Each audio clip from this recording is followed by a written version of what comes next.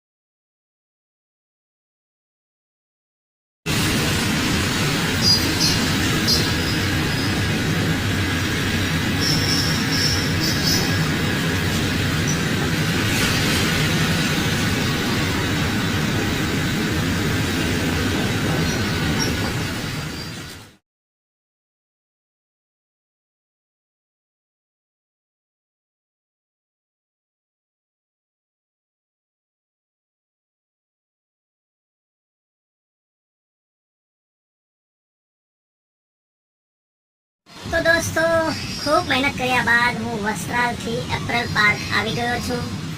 જ્યારે હું ત્યાંથી નીકળ્યો હતો ત્યારે મારે મોબાઈલમાં 2 વાગ્યા હતા બપોરના, અને જ્યારે હું અત્યારે અહીંયા પહોંચ્યો છું તો લાગ્યા છે 2:25.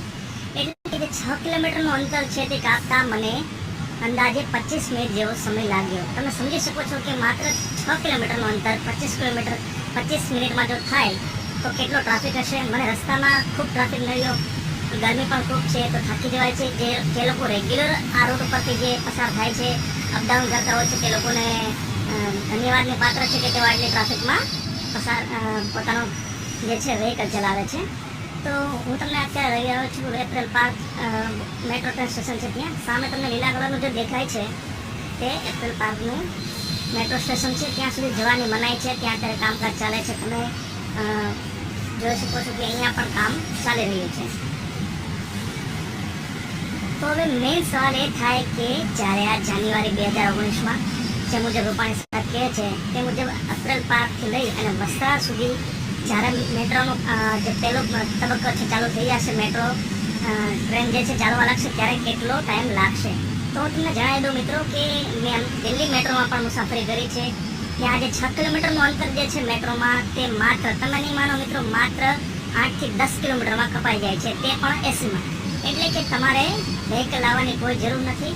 મેટ્રોમાં બેસી જાઓ, ટિકિટ ચૂકવો અને માત્ર 8 થી 10 મિનિટમાં પહોંચી જાઓ 6 થી 6.5 કિલોમીટર. મતલબ કે જ્યારે આ મેટ્રો ચાલુ થઈ જશે ત્યારે વસ્ત્રાલથી એપલ પાર્ક અથવા એપલ પાર્કથી લઈને વસ્ત્રાલ સુધી જવાવાળા લોકોનો ઘણો બધો ટાઈમ બચશે. તો અત્યારે બસ આ વિડીયોમાં